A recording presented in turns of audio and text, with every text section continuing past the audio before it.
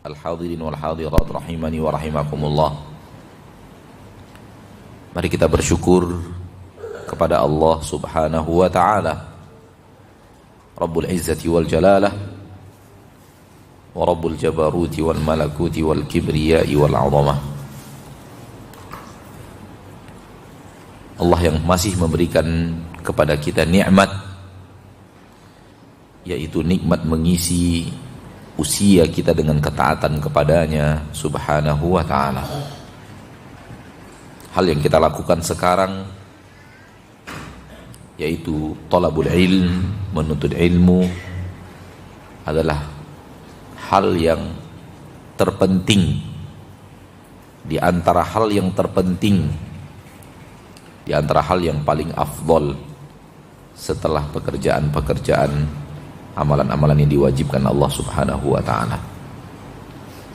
Setelah seluruh amalan-amalan wajib dikerjakan, para ulama berbeda pendapat tentang apa amalan sunat yang paling afdol. Dan di antaranya para ulama berpendapat adalah talabul ilm, menuntut ilmu. Maka menuntut ilmu adalah ketaatan yang luar biasa, dan kita diberikan oleh Allah Tabaraka wa ta'ala nikmat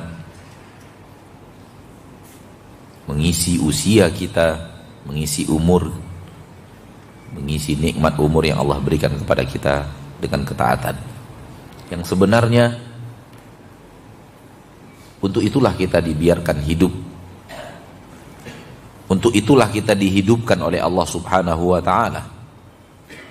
Untuk itulah Allah memberikan kepada kita kehidupan, agar hidup kita itu kita isi dengan aneka ragam hal yang diridhoi dan dicintai Allah Tabaraka wa ta'ala, agar kita isi dengan ibadah dan ketaatan.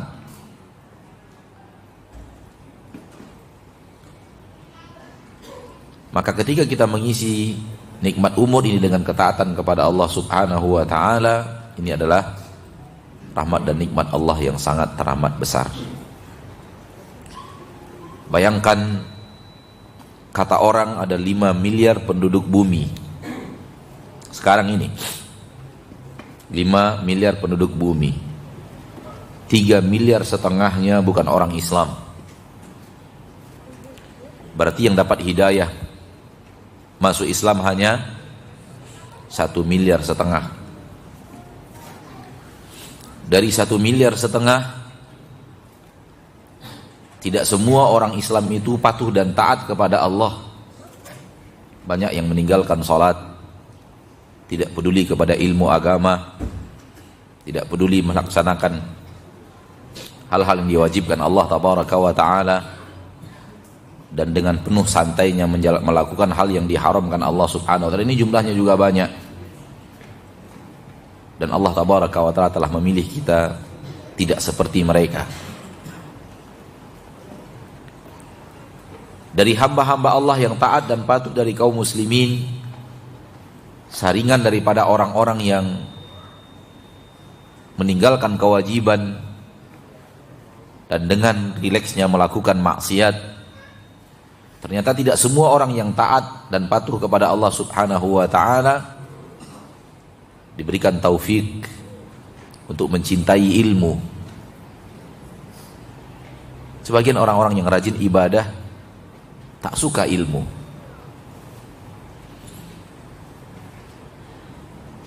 Kecuali ilmu-ilmu yang hanya berhubungan dengan ibadah, dengan sholat, dengan puasa. Tapi ilmu tentang akidah yang benar bagaimana, sunnah yang benar dari ibadah itu bagaimana, kaedah-kaedah yang benar dalam hukum-hukum kaedah fikih bagaimana, mereka tidak suka. Yang mereka suka bahagian daripada amal saleh, motivasi untuk beramal saleh. Ternyata tidak semua kaum muslimin yang melaksanakan ketaatan mencintai ilmu. Dan Allah Tabaraka wa ta'ala pilih di antara hamba-hambanya itu kita menjadi orang yang mencintai ilmu. Di antara hamba-hamba Allah yang mencintai ilmu, yang ilmu agama, ternyata tidak semuanya sampai kepada ilmu yang sesuai dengan sunnah Nabi kita Muhammad Sallallahu alaihi wasallam. Yang lain juga berusaha menimba ilmu, akan tapi Allah takdirkan bahwa langkahnya belum kepada ilmu yang sesuai dengan sunnah Nabi Muhammad sallallahu alaihi wasallam. Dan Allah pilih kita salah satu di antara hamba-hambanya yang ketika ingin berilmu memiliki komitmen untuk berilmu sesuai dengan apa yang diajarkan oleh Nabi sallallahu alaihi wasallam. Maka lihatlah pilihan-pilihan tersebut, kita akan merasakan bahwa kehadiran kita pada kesempatan yang berbahagia ini adalah rahmat dan nikmat yang besar, anugerah daripada Allah Subhanahu wa ta'ala. Semoga Allah jadikan kita istiqamah dalam ketaatan kepada Allah, ketaatan kepada Rasulullah, menimba ilmu agama yang sesuai dengan sunnah Nabi kita Muhammad sallallahu alaihi wasallam. Dan semoga kita bisa amalkan sunnah-sunnah itu dalam kehidupan kita, dan di akhirat kita benar-benar bersama Nabi kita Muhammad sallallahu alaihi wasallam. Karena kecintaan kita kepada Nabi kita tidak hanya dalam kata-kata, tapi kita wujudkan di dalam amalan biiznillahi azza wa jalla. Semoga Allah menerimanya dan menjadikan Rasulnya ridho kepada kita. Wallahu dan Rasulnya, Allah dan Rasulnya yang lebih berhak untuk kita kejar ridhonya dibanding siapapun di permukaan bumi. Ma'asyiral muslimin, ma'asyiral muslimat, rahimani wa rahimakumullah. Sekarang ini kita hidup di permukaan bumi. Inilah bumi yang sekarang kita huni. Kita hidup di atasnya, beraktivitas di atasnya, menjalankan beraneka ragam aktivitas di atasnya. Dari siang berganti malam, berganti lagi siang, berganti malam. Dan itu sudah sekian tahun kita hidup di permukaan bumi. Tergantung usia kita hidup di permukaan bumi. Ada yang sudah 30 tahun, 40 tahun, 50 tahun, 70 tahun mungkin. Dan ada adik-adik kita, generasi penerus yang mungkin masih belasan tahun. Tapi sadarlah, saudaraku, saudariku, kaum muslimin dan muslimat rahimani wa rahimakumullah, bahwa kita yang sudah menghuni bumi ini sesuai dengan jumlah tahun, bilangan tahun kita menghuni bumi ini, yang 40, yang 50, 60, 70 tahun, 80 tahun.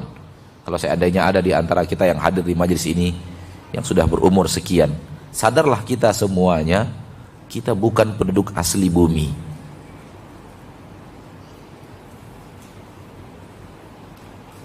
Asal usul kita bukan dari sini. Sadarkan ini sesadar-sadarnya. Tanamkan ini dalam hati kita sekokoh-kokohnya. Kita bukan berasal dari bumi ini. Asal usul kita bukan dari sini.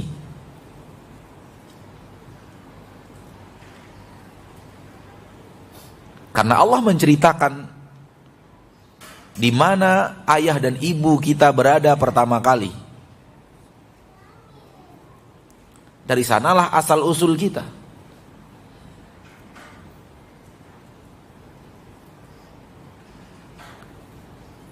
Dan Allah dan Rasulnya pun mengatakan kepada kita bahwa kita akan tinggalkan bumi ini untuk pindah ke kampung yang sebenar-benarnya kehidupan, di mana kita akan bertemu lagi insya Allah dengan ayah dan ibu kita.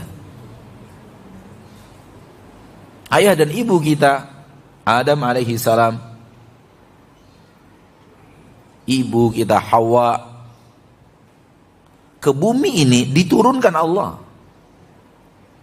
Diturunkan Allah.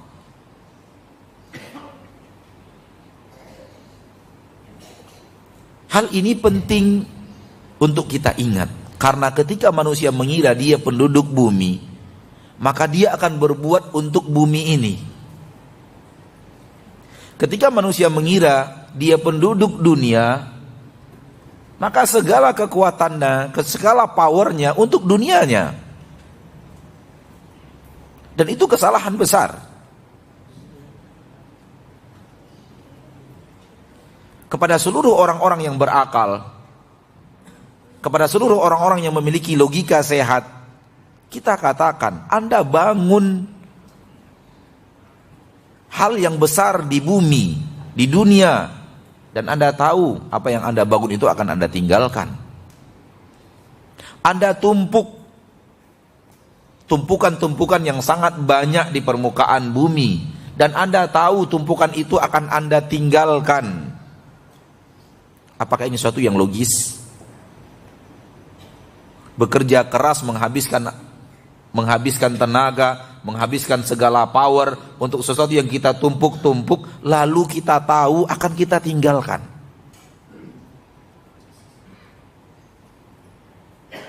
Di mana logika yang sehat sebelum kita bertanya di mana keimanan? Logika yang sehat saja menunjukkan bahwa ini pekerjaan sia-sia.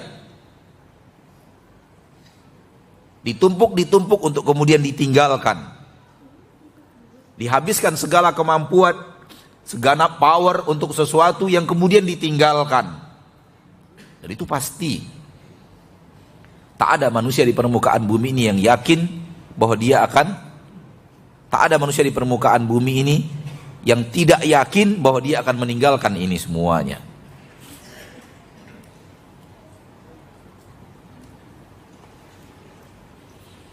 Logika yang sehat adalah kumpulkan untuk sesuatu yang Anda tidak akan bakal tinggalkan. Bangun sesuatu untuk hal yang akan Anda huni selama-lamanya. Ini yang sesuai dengan logika yang benar. Logika yang sehat. Dan hal yang sesuai dengan logika yang benar dan yang logika yang sehat ini sesuai juga dengan agama dan syariat. Sesuai dengan babul iman, bab-bab keimanan.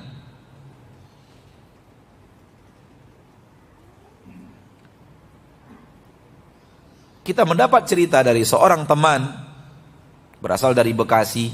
Ketika kita berkunjung ke tempat mereka ke daerah mereka di Bekasi, sambil menunjukkan kepada ana sebuah rumah megah di pinggiran jalan,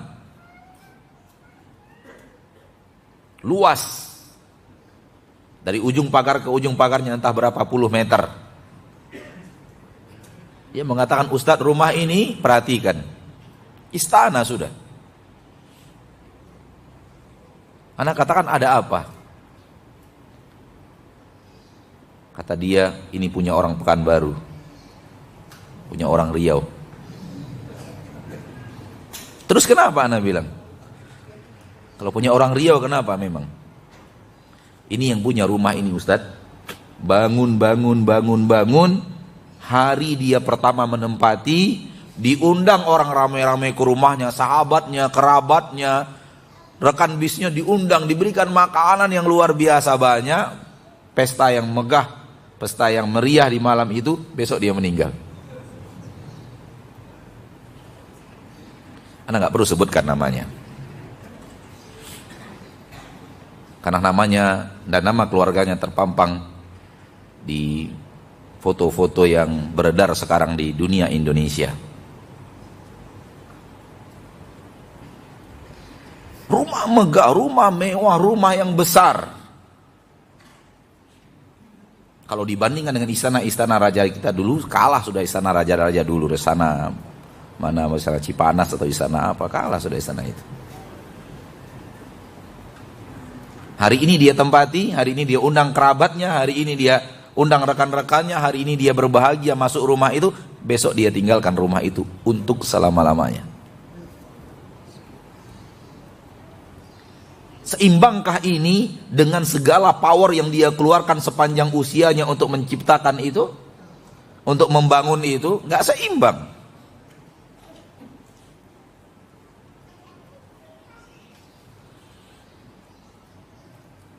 Ma'asyiral muslimin, ma'asyiral muslimat. Maka orang yang merasa dirinya untuk hidup di dunia, untuk dunia, maka dia akan berbuat untuk dunianya, karena dia merasa dia akan hidup di sini. Dan percayalah bahwa ini sifatnya orang kufar yang mulai ditiru sebagiannya oleh kaum muslimin. Mereka mengatakan in hiya illa hayatuna dunya namutu wa nahya wa ma yuhlikuna illa ad-dahr. Orang-orang kufar mengatakan kita hidup hanya di dunia. Setelah hidup di dunia kita nggak hidup lagi. Maka wajar kalau orang kufar itu melakukan itu karena kehidupan menurut mereka hanya di dunia ini saja. Kapan lagi kita menikmati kekayaan kita kalau bukan di sini? Kapan lagi kita akan menikmati istana kita kalau bukan di sini? Kapan lagi kita akan punya harta yang melimpah ruah kalau bukan di sini? Setelah kematian nggak ada apa-apa. Ya sudah, nikmati hidup yang cuma sekali ini. Hai umat Islam, apakah Anda mengira hidup Anda sekali? Tidak.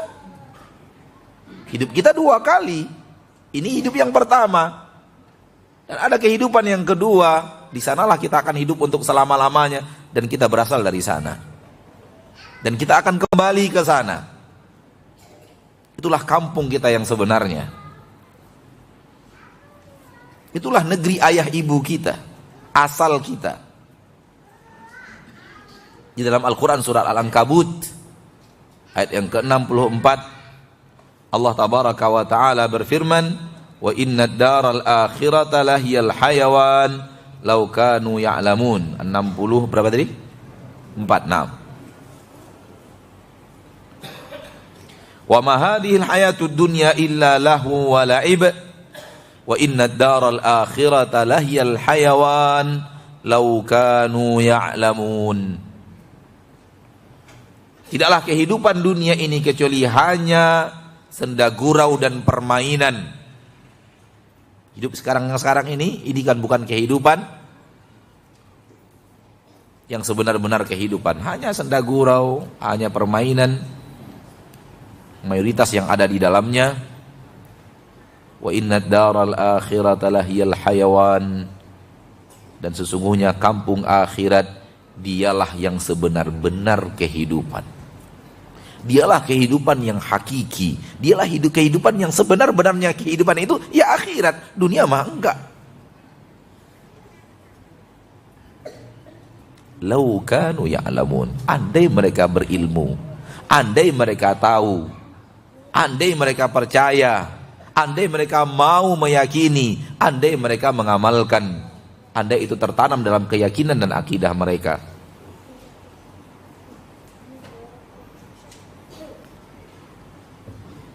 Maka semua yang menumpuk harta di dunia, semua yang menumpuk tahta di dunia, semua yang menumpuk kekayaan dunia, semua yang membangun istana di dunia, ketika kembali ke kampung akhirat, tinggalkan semuanya.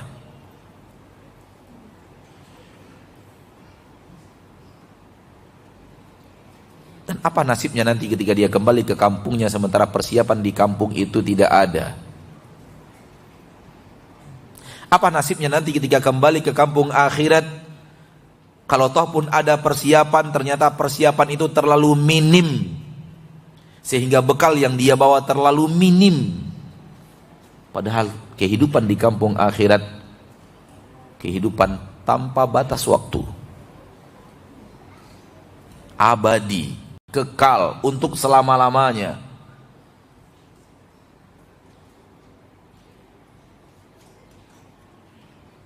Inilah dia yang ingin kita sampaikan pada kesempatan yang berbahagia ini, ma'asyiral muslimin, ma'asyiral muslimat, bahwa jangan kita mengira kita hidup di dunia ini untuk di dunia. Kita bukan makhluk penduduk bumi. Kita kesini hanya merantau. Ini negeri perantauan, ini negeri persinggahan saja. Dan kita pasti akan kembali ke kampung halaman kita yang sesungguhnya. Kita akan kembali ke akhirat. Pasti itu. Yang ragu dan meragukannya keluar dari agama Islam.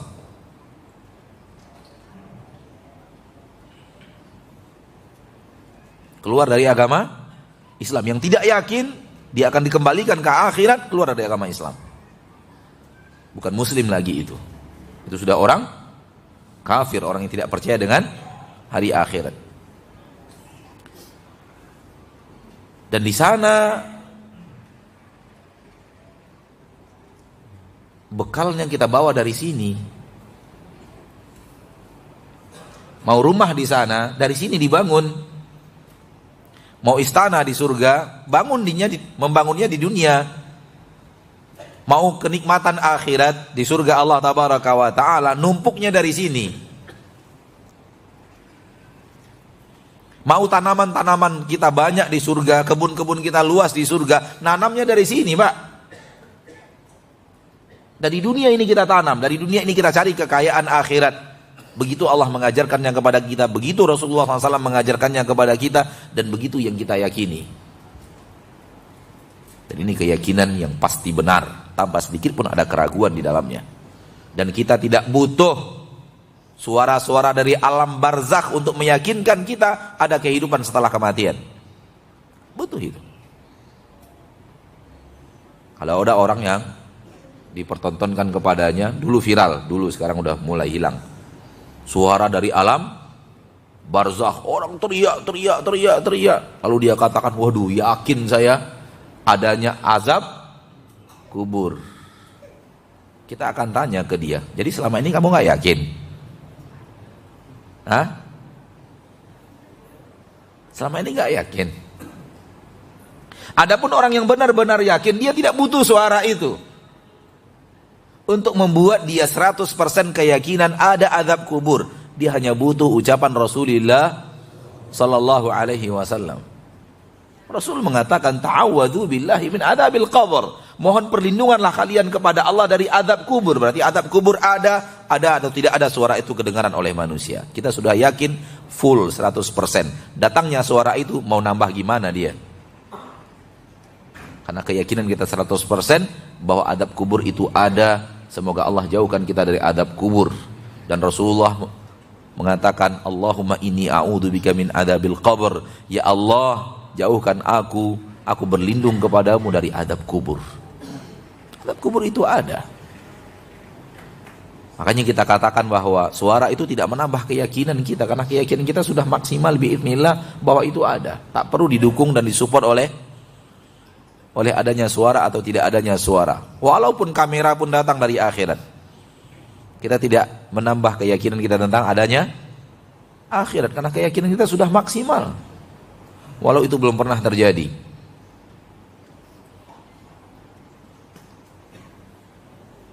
Ikhwani wa akhwati fiddin rahimani wa rahimakumullah. Alangkah menyesalnya orang-orang yang kembali ke kampung akhirat ternyata bekalnya begitu minim. Apatah lagi yang tidak bawa bekal sama sekali. Di dalam Al-Quran surat Al-A'raf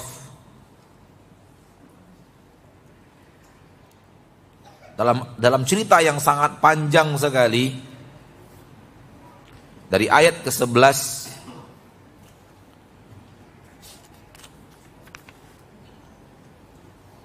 sampai ayat yang ke-24 atau 25, Allah bercerita panjang lebar tentang kejadian ayah kita Adam bersama musuh kita iblis. Panjang lebar. Kisah itu dibawakan oleh Allah, cerita itu dibawakan oleh Allah di dalam Al-Quran, yang di dalamnya penuh dengan ibrah, penuh dengan pelajaran-pelajaran, penuh dengan nasihat. Singkat cerita bahwa Allah setelah menciptakan Nabi Adam alaihi salam, Allah mengajarkan ilmu kepada Nabi Adam alaihi salam, dan kemudian dengan ilmu yang Allah berikan kepada Nabi Adam dimuliakan Allah sehingga disuruh makhluk-makhluk yang ada dari malaikat dan jin untuk sujud kepada Nabi Adam. Ada jin bernama iblis enggak mau sujud. Ketika Allah bertanya kepadanya, "Ma mana'aka alla tasjud?" Apa yang menghalangi kamu untuk sujud? "Idz amartuk." Padahal aku yang perintahkan kamu. Kata sebagian aliran sesat, dan kita yakin mereka sesat, bahwa iblis dalam tidak mau sujudnya kepada Nabi Adam benar, menunjukkan bahwa tauhid iblis sempurna. Dia tidak mau sujud kecuali kepada Allah Subhanahu wa ta'ala. Ini kata siapa? Kata aliran sesat.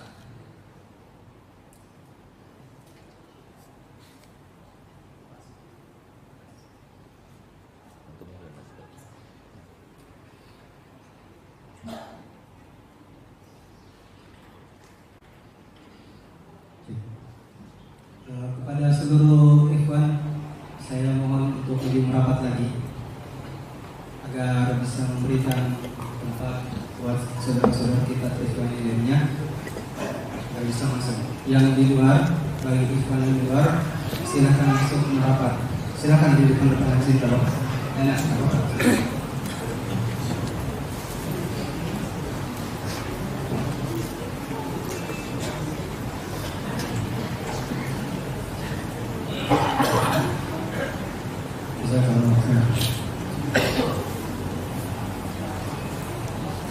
Baik. Allah mengatakan kepada iblis, "Ma mana'aka alla tasjuda idz amartuk." Kenapa engkau tidak mau sujud? Aku yang perintahkan kamu untuk sujud. Kamu kenapa tidak mau? Ini dalam seluruh aliran yang sahih sepakat bahwa maksiat. Allah suruh dia nggak mau. Apa namanya kalau bukan maksiat? Allah perintahkan, dia tidak mau kerjakan. Namun bagi aliran sesat ini dianggap ketaatan. Subhanallah. Kalau iblis benar berarti Allah salah. La haula wala quwata illa billah. Kalau iblis salah, Allah yang benar. Dan kita tidak akan mau membenarkan iblis untuk menyalahkan Allah. Hanya itu yang tidak mereka katakan. Iblis itu benar, tauhidnya benar. Berarti Allah nyuruh iblis syirik. Subhanallah. Kemana akal manusia dipermainkan oleh iblis laknatullahi alaihi untuk membenarkan apa yang dia lakukan. Dan kayaknya ini lebih pintar dari iblis. Iblis saja ketika nanti akan ada di dalam ayat itu. Iblis saja ketika dikatakan ditanya oleh Allah kenapa engkau nggak mau sujud, dia tidak mengatakan saya bertauhid.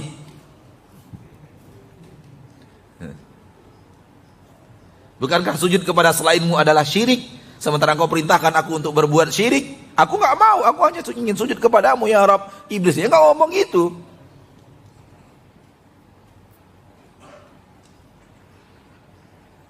Nah, aku yang perintahkan engkau. Allah langsung memerintahkan. Nggak mau dia. Sebebal-bebalnya Fir'aun, selaknat-laknatnya Fir'aun, sekeras-kerasnya hati Fir'aun, ketemu Allah keok. Tahu keok apa ya? K.O. Keok itu nggak bahasa sini ya? Bahasa kami berarti. Iya juga bahasa sini ya? Alhamdulillah. Apa? Qaid. Qaid apa?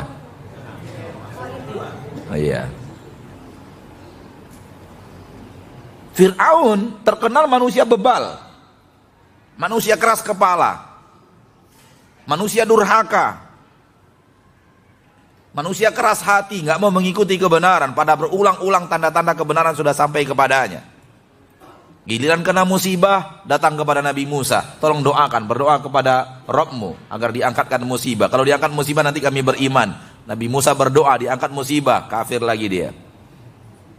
Berulang-ulang. Artinya manusia sangat bebal, manusia sangat kafir, manusia sangat laknat. Begitu ketemu Allah, langsung mau patuh dan taat. Itu Fir'aun, Pak. Ini menunjukkan bahwa kualitas iblis beribu-ribu kali lebih hebat daripada kualitas Fir'aun. Allah yang langsung memerintahkannya nggak mau dia. Fir'aun perintah Allah tapi melalui Musa alaihi salam, betul? Secara zahir hanya penyampaian Nabi Musa. Ini langsung dari Allah, idz amartuk, aku yang perintahkan kamu, kenapa kamu tidak mau? Dia mengatakan ana khairum minhu, khalaqtani min narin wa khalaqtahu min tin. Aku tidak mau sujud kepadanya karena saya lebih baik daripada dia. Engkau ciptakan aku dari api sementara engkau ciptakan dia dari tanah. Ini jawaban iblis, bukan seperti jawaban aliran sesat tadi. Jawaban iblis, saya merasa diri saya lebih baik daripada Adam. Untuk apa saya sujud kepada dia? Harusnya dia yang sujud kepada saya toh. Yang afdol, yang mafdul. Harusnya yang mafdul yang menghormati yang afdol. Kenapa kemudian saya yang lebih baik kemudian sujud kepada dia? Ini yang membuat iblis tidak mau. Dia merasa dirinya lebih baik. Maka sifat merasa diri lebih baik itu sifat tercela. Yakin diri lebih baik tercela. Memastikan diri lebih baik itu tercela. Jangan sampai kita terperosok dalam sifat ini. Merasa diri lebih baik dari si Anu, merasa diri lebih baik dari si Fulan, merasa diri lebih baik daripada tetangga, merasa diri lebih baik daripada teman, merasa diri lebih baik daripada rival, merasa diri lebih baik ini sifat tercela, ini sifat iblis.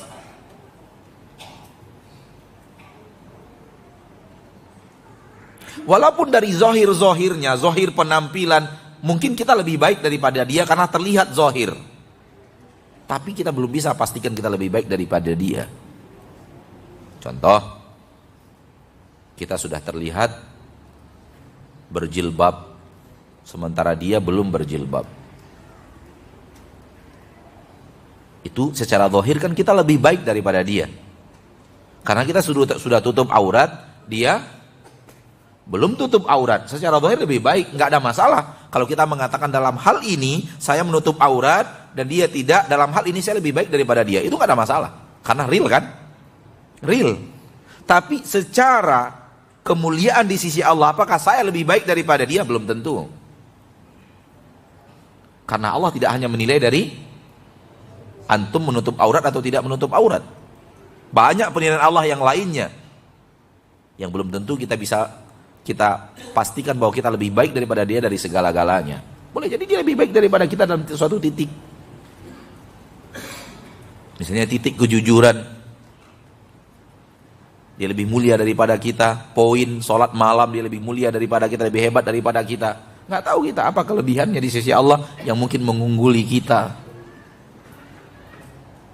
Sehingga Allah mengatakan inna akramakum indallahi atqakum. Yang paling mulia dari kalian adalah yang paling bertakwa. Takwa letaknya di hati, hanya Allah yang pandai, yang bisa menilainya.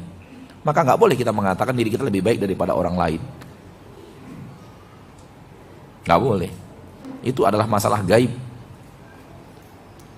Dan orang yang selalu merasanya lebih baik daripada orang lain, merasa dirinya yang hanya dia yang terbaik, yang lain tidak, ini telah belajar dari iblis.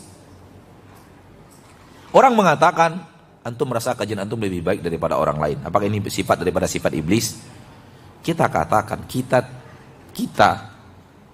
katakan bahwa kita melakukan yang terbaik, ingin melakukan yang terbaik, dan kita berusaha melakukan yang terbaik, dan kita ambil ini karena kita meyakini inilah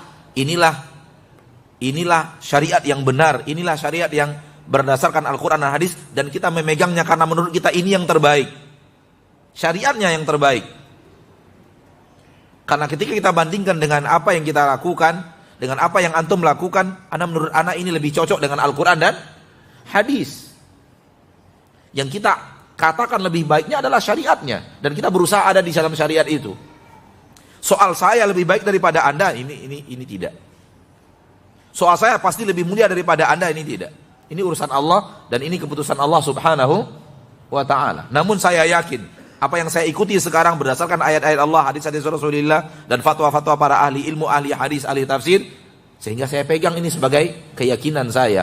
Dan dalam hal ini kita berbeda, maka ini keadaan yang sebenarnya. Bukan kemudian kita mengatakan saya lebih baik, saya lebih baik, saya lebih baik. Apalagi kemudian ditudingkan bahwa kalian adalah orang-orang yang merasa diri kalian pemegang kunci surga. Ini tudingan luar biasa. Dan saya bersumpah demi Allah sebelum pernah mendengarkan seorang ahli ilmu atau seorang guru bermanhaj salaf yang mengajarkan ini kepada muridnya, walau dalam satu kali dalam pembicaraannya. Nggak ada, semua kita membasmi keyakinan bahwa dia pasti masuk surga. Dan di dalam akidah Ahlu Sunnah wal Jamaah dinyatakan bahwa haram hukumnya untuk memastikan untuk seorang surga atau memastikan untuk seorang neraka. Kecuali dengan dalil-dalil yang tegas seperti Abu Jahal, Abu Lahab, sudah jelas ayatnya, Fir'aun, Qarun. Atau surga seperti para sahabat, sudah jelas dalil-dalilnya. Maka kita pastikan surga dan neraka untuk mereka. Akan tapi yang lainnya kita nggak boleh pastikan orang ke surga atau orang ke neraka, nggak boleh. Nah, setelah dia tidak mau sujud dan Allah juga sudah bertanya kepadanya dan dia tidak mau taubat kepada Allah tabaraka wa taala, Allah melaknatnya. Dan tidak mungkin orang yang melakukan hal yang benar dilaknat oleh Allah subhanahu wa taala. Kemudian dia mengatakan, anzirni ila yaumi yub'atsun. Wahai Rabbku, undurkan kematianku sampai hari kiamat. Ternyata dia minta diundurkan kematiannya. Qala innaka minal mundharin. Dia dapat izin dari Allah untuk hidup sampai hari kiamat. Hanya satu orang jin. Yang jin yang lainnya mati. Namun yang satu orang ini hidup sampai hari kiamat. Yang satu orang jin ini bernama Iblis, yang dulu tidak mau sujud kepada ayah kita Adam.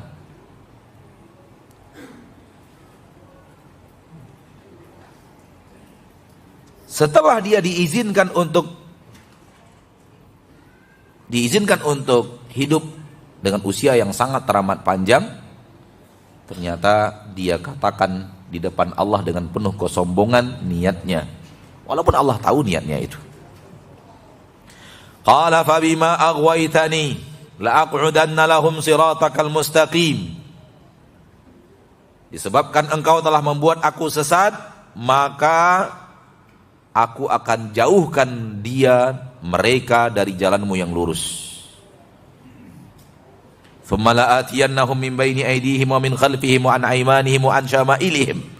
Aku akan datangi mereka dari depan, dari belakang, dari kanan dan dari kiri. Wala tajidu aktsarahum syakirin. Hasil akhirnya engkau menemukan kebanyakan mereka tidak bersyukur. Ternyata itu niatnya. Dan iblis ini dalam ungkapannya ini kurang ajar. Dan kalimat kurang ajar untuk iblis bukanlah kalimat kurang ajar. Paham enggak? Kata-kata kita kepada iblis itu kurang ajar bukanlah kalimat kurang ajar. Artinya seorang ustadz ketika mengatakan kalimat kurang ajar kan kurang etis. Tapi kalau dikatakan ke iblis jadi etis. Paham nggak? Ya. Kalau dikatakan kepada bapak ini kurang ajar, ustadz yang mengatakannya nggak etis. Seorang ustadz bilang kurang ajar. Tapi kalau diberikan kepada iblis, etis sekali. Bahkan masih lembut akhlak kita ketika mengatakan iblis kurang ajar. Sementara akhlak yang benar kita mengatakan iblis laknatullahi alaih, lebih parah daripada kurang ajar. Iblis yang dilaknat oleh Allah subhanahu wa ta'ala. Kenapa iblis kurang ajar? Dia mengatakan fabima aghwaytani. Karena engkau telah sesatkan aku. Allah yang dia tuding menyesatkannya. Dia yang tak mau sujud, dia yang melakukan maksiat, dia yang sombong, dia yang menyombongkan diri. Setelah diberikan hukuman oleh Allah tabaraka wa ta'ala, ditudingnya Allah yang telah membuat dia sesat. Kan kurang ajar namanya itu. Kalau ada orang yang kurang ajar kepada orang tua kita, kita marah nggak? Marah. Ini kurang ajar kepada Allah loh.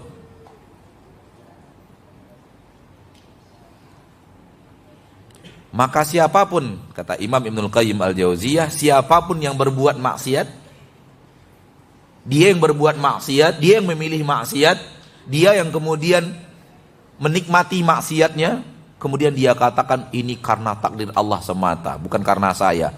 Ini murid iblis. Gurunya dalam hal ini adalah iblis. Dia yang berbuat, dia yang mau, sudah dilarang masih mau. Sudah dilarang masih ngeyel, sudah tahu salah masih mengerjakan, masih mengikuti syahwatnya. Ketika dia sudah kerjakan, enak-enak saja dia sandarkan kepada Allah kesalahan itu, seolah-olah dia cuci tangan dan merdeka dari kesalahan itu. Ini gaya iblis. Ini kan saya begini karena takdir Allah. Kalau Allah tidak takdirkan saya nggak begini, ya sudah saya begini aja, takdir Allah. Orang yang berbuat dosa dan maksiat lalu dia sandarkan kesalahannya itu murni karena takdir, maka dia telah menyalahkan Allah di dalam takdirnya. Seperti perbuatan iblis yang ayatnya baru saja kita baca. Dengan kesombongannya itu ia diusir dari surga. Qala khruj minha madh'uman madhura. Keluar kamu dari surga tercela, dalam keadaan terhina dan terusir. Kemudian ya Adam uskun anta wa zawjukal jannah. Wahai Adam, siapa Adam? Ayah kita. Tinggallah kamu dan istrimu di surga. Disitulah rumah pertama manusia. Maka kita katakan itulah kampung kita, itulah negeri kita. Ayah kita Adam berasal dari sana. Iblis tidak rela, dia diusir dari surga sementara Adam enak-enak di surga. Dia mulai melakukan aksi untuk menggoda. Maka dia goda Nabi Adam alaihissalam. Fawaswasa lahuma syaitan, maka syaitan yaitu iblis mulai menggoda Adam sampai akhirnya Adam alaihissalam memakan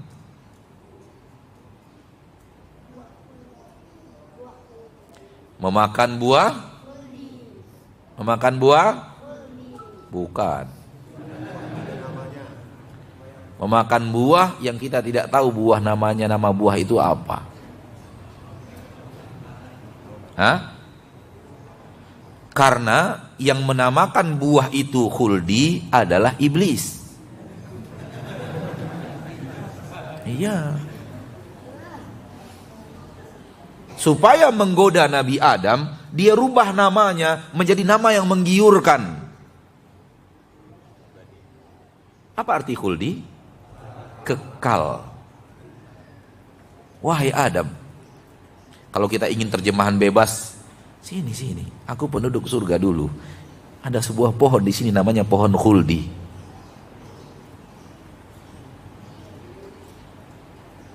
Hal adulluka, dalam ayat yang lain, tidak ada di dalam ayat yang ada sekarang. Hal adulluka ala syajaratil khuldi wa mulkin la yabla. Maukah engkau wahai Adam, aku tunjukkan pohon khuldi. Dan kalau seandainya engkau makan pohon ini, engkau akan ada di surga selama-lamanya. Wa mulkin la yabla, kerajaan ini akan senantiasa ada dan tetap.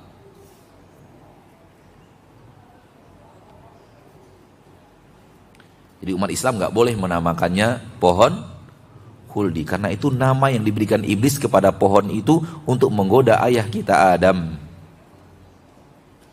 Apa nama pohon itu? Gak tahu.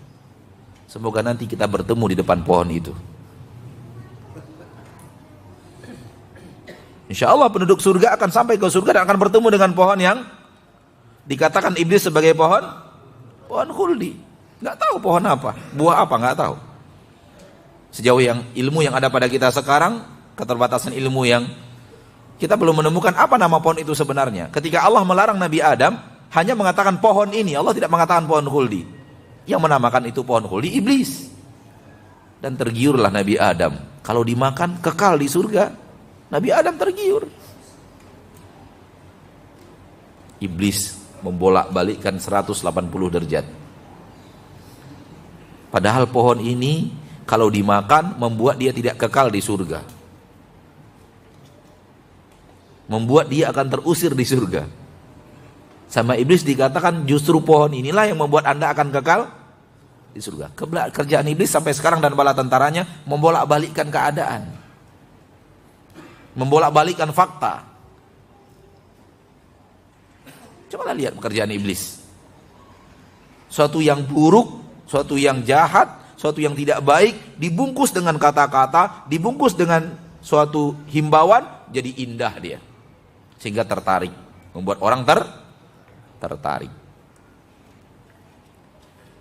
Jadi akan ada perubahan-perubahan nama yang dilakukan oleh iblis membuat orang tertarik melakukan itu.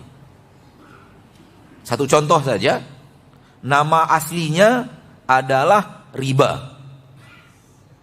Ditukar oleh iblis dan bala tentaranya, namanya menjadi bunga.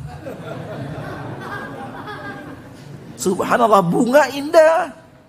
Bunga harum, wangi, enak dilihat, enak ditatap warnanya, perhiasan. Jauh sekali dengan yang sebenarnya, yaitu adalah riba. Andai dicantumkan di sana uang riba, nggak mau orang nabung di situ. Supaya diletakkan kalimat indah. Salah satu saja. Itu salah satu contoh. Dan banyak contoh-contoh lain. Banyak contoh-contoh lain ada kita melihat. Ala kulli hal, dirubah oleh iblis nama pohon untuk menggiurkan Nabi Adam. Dikatakan ini pohon khuldi. Buahnya pun buah khuldi, kata iblis. Maka jangan latah meniru iblis. Itu bukan pohon khuldi, itu bukan buah khuldi. Akhirnya Nabi Adam tergoda dan makan. Sudah takdir Allah Subhanahu wa ta'ala yang terjadi. Akhirnya Nabi Adam pun marah Allah kepadanya ketika ia berbuat maksiat dan dihukum. Hukumannya adalah kau juga harus keluar dari surga, diturunkan ke bumi. Kedua-duanya, Nabi Adam diturunkan ke bumi, iblis juga diturunkan ke bumi. Dan Allah katakan, dia ini musuh kalian. Baik. Ambil surah Al-A'raf yang sama tapi di ayat yang ke-27.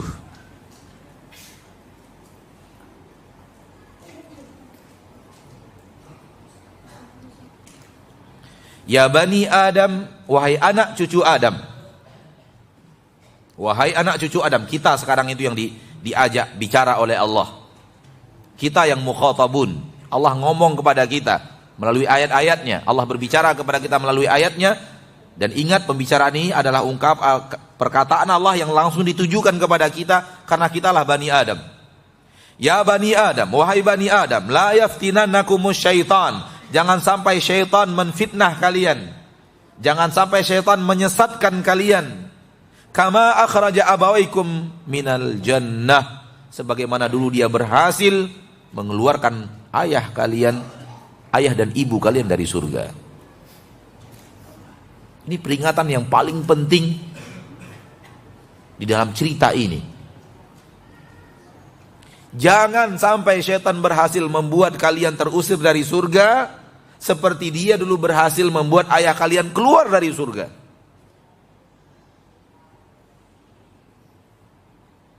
Jadi iblis itu nggak mau Nabi Adam tinggal di surga, dan dia tidak mau anak cucu Adam ke surga.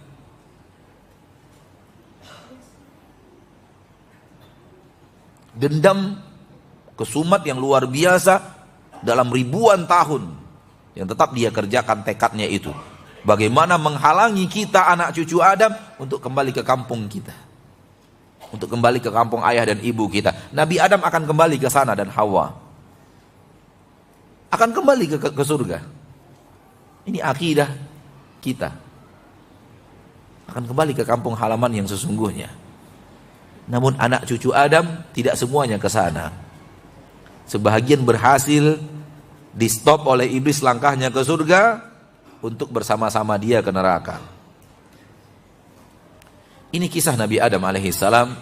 Walaupun ini cerita sangatlah masyhur, akan tetapi mudah-mudahan dari apa yang kita sampaikan itu ada tambahan-tambahan ilmu yang bermanfaat. Intinya adalah Allah ingin mengingatkan dalam ayat yang sangat penting ini bahwa hati-hati, syaitan itu musuh kalian yang nyata. Dia akan menggoda kalian sehingga jangan sampai kalian tidak kembali ke kampung halaman kalian. Inilah dia yang ingin kita sampaikan di antara materi yang ingin kita sampaikan, bahwa jangan sampai kita tidak punya tanah, tidak punya lahan di surga. tidak punya rumah di surga, tidak punya tanaman di surga. Dalam bahasa ringannya, walaupun apapun yang kita ucapkan sangat berbeda dengan kenyataan yang akan ada di surga Allah Subhanahu wa ta'ala. Ketika kita bicara rumah di surga tidak sama dengan rumah yang ada di permukaan bumi. Ketika kita bicara peralatan surga tidak sama dengan peralatan yang ada di permukaan bumi. Hadis sahih Imam Bukhari dan Muslim, la maudhi'u sauti ahadikum fil jannah khairum minad dunya wa ma fiha. Tempat meletakkan cambuk di surga lebih baik daripada dunia dan seisinya. Tempat wadah untuk meletakkan cambuk yang ada di surga, kata Allah itu lebih baik daripada dunia dan seisinya. Gak bisa kita membayangkan bagaimana indahnya rumah surga. Gak bisa kita bayangkan. Pohon surga gak bisa kita bayangkan. Kata Nabi SAW, batangnya terbuat dari emas. Pasir-pasir surga gak bisa kita bayangkan, karena pasir-pasirnya permata dan berlian. Batu-batuan kecil yang ada di dalam surga itu berlian. Bagaimana kita akan membayangkan? Apa yang bisa kita bayangkan? Gak bisa. Sesuatu yang tidak pernah ada di permukaan bumi. Diberikan gambarannya, itu pun gak sanggup kita gambarkan. Bayangkan, gak bisa. Pohonnya, kata Nabi, kata Allah Tabaraka wa Ta'ala, wa zillim mamdud. Dedaunannya sangat rimbun, sangat, apa namanya? Rimbun ya. Apa kalimat lain daripada rimbun? Sangat rindang. Kata Nabi, saking rindangnya satu pohon yang ada di surga Allah, dari daun yang pertama di sebelah sini sampai habis daun berikut, rindangan daun berikutnya, itu seekor kuda pacu berlari 100 tahun belum putus. 100 tahun. Mana pohon yang seperti itu? Jangankan 100 tahun, 10 menit nggak ada. Dan itu bukan kuda, kita jalan 10 menit nggak ada yang rindangnya seperti itu. Sungai-sungainya nggak sama dengan sungai kita. Airnya bersih, jernih, ghairu asin, yang tidak akan berubah-ubah. Tidak akan payau, tidak akan tidak nyaman, tidak akan tidak enak, tidak akan busuk dan semacamnya. Ada sungai dari khamar mengalir sungai. Ada sungai dari susu, ada sungai dari madu musaffa, madu yang sudah disaring. Gak bisa kita bayangkan. Sekarang dari sini dibangun. Dari sini kita buat untuk bekal kita nanti di kampung kita yang sesungguhnya, di kampung kita yang sebenarnya di akhirat kelak. Ma'asyiral muslimin, ma'asyiral muslimin. Para ulama mengatakan, wa tabnunal qusur wa tansaunal kubur. Kalian wahai manusia banyak membangun istana namun melupakan kubur. Istana dalam bahasa Arab qusur. Sehingga dia nyaman ketika digabungkan dengan kubur. Yang satu qusur, yang satu kubur, hanya beda satu huruf. Tabnunal qusur, kalian membangun kusur, istana. Kalian membangun kusur, wa tansaunal kubur, kalian melupakan kubur.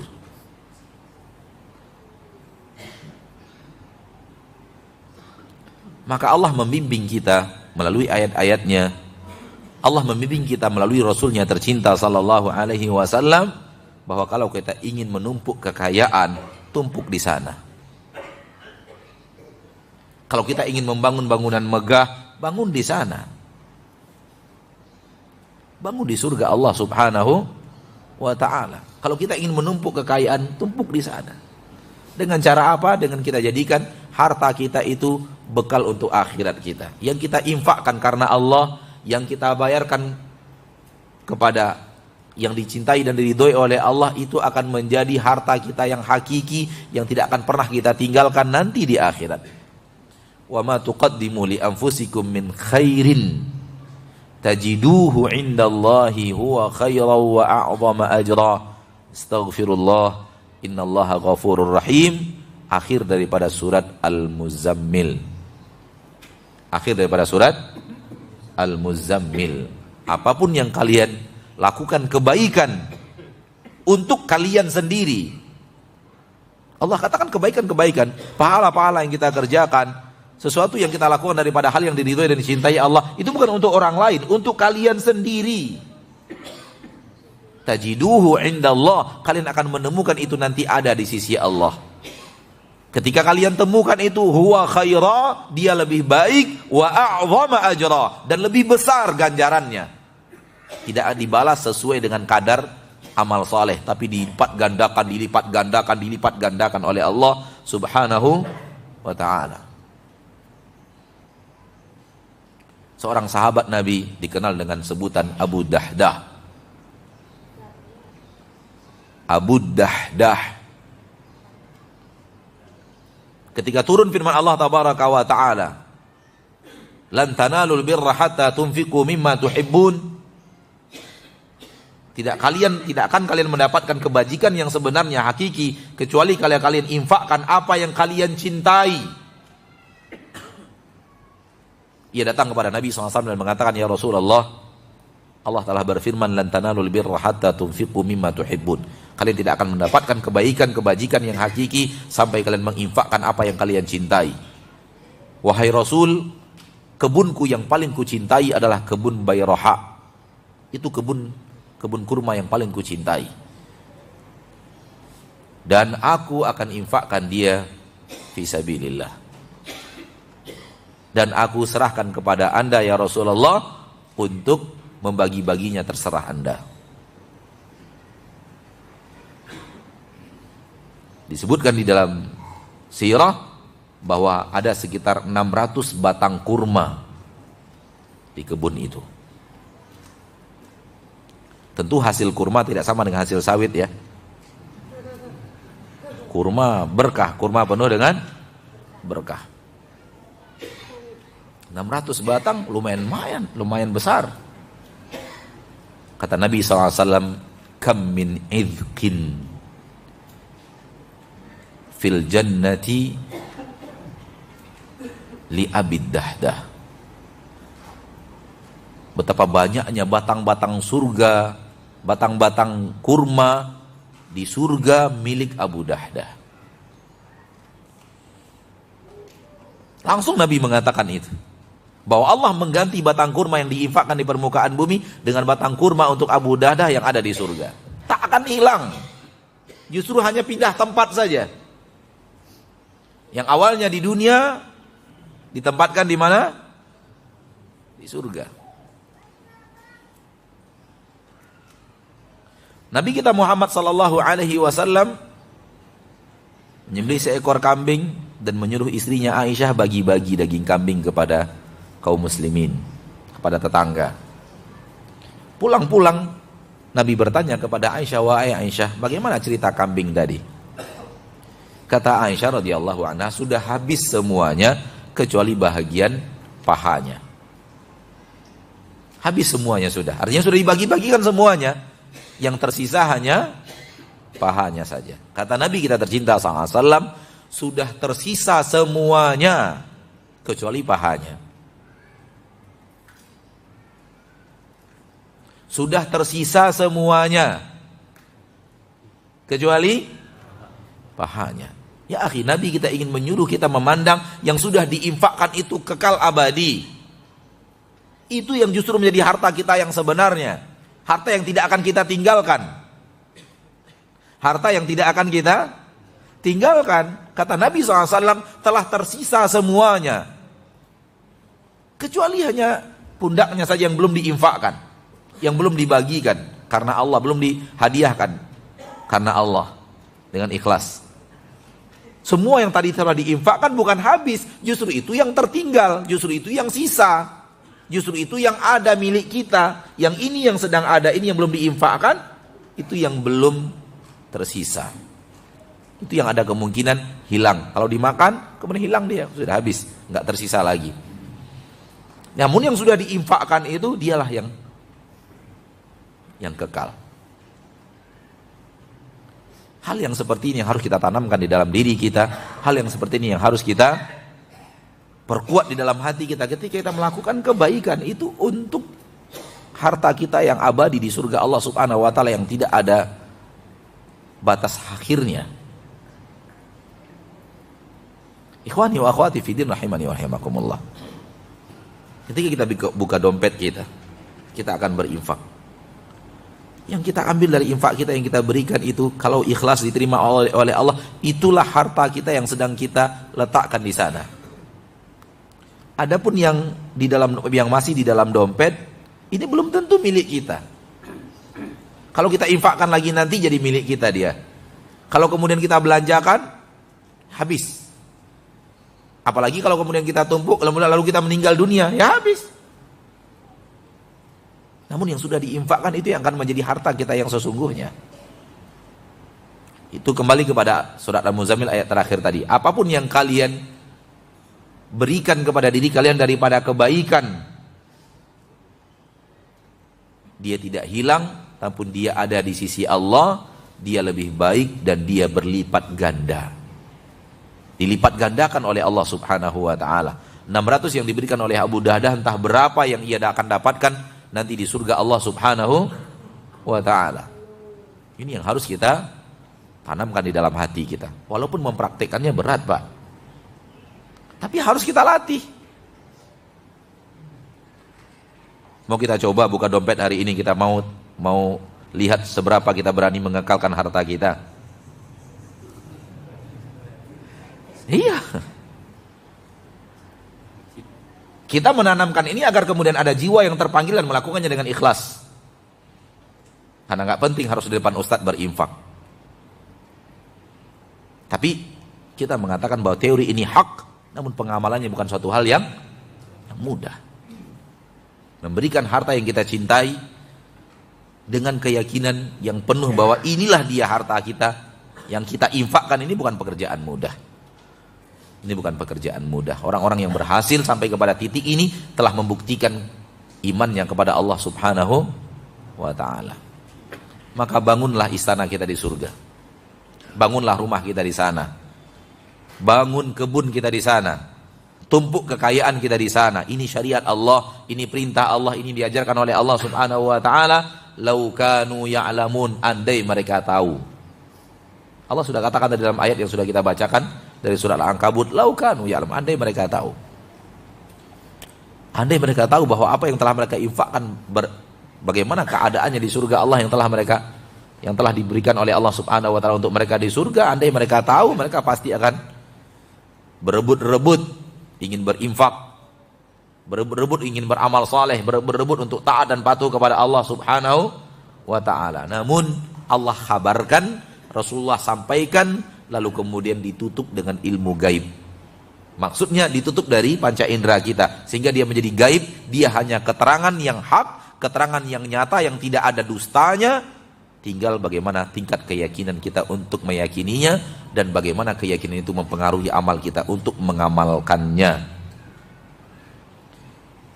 Adapun Nabi sebagai suri tauladan kita, beliau adalah orang yang terbaik. Harta beliau yang banyak itu semuanya untuk akhirat. Hanya sedikit yang beliau sisakan untuk dunianya. Saking sedikitnya, rumah beliau sering tidak ada makanan yang akan dimasak.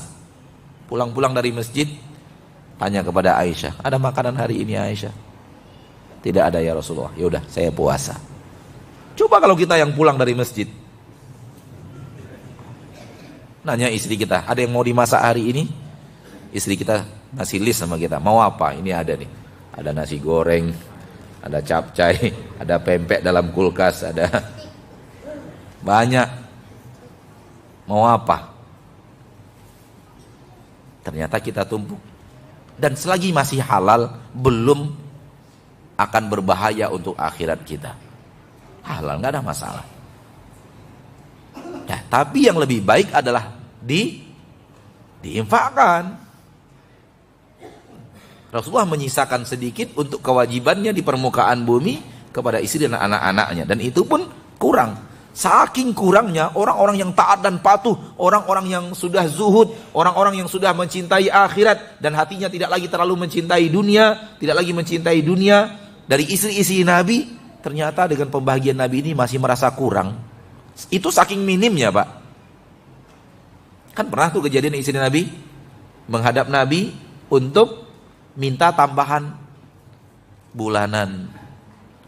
Karena orang-orang hebat seperti istri Nabi saja masih menilai masih kurang. Tolong dinaikkan lagi. Padahal menurut Nabi itu yang terbaik. Makanya Nabi kecewa. Nabi sedih. Karena takaran Nabi yang paling pandai menakar keadilan dianggap tidak pas oleh istri-istrinya. Dan sepakat pula lagi. Sepakat.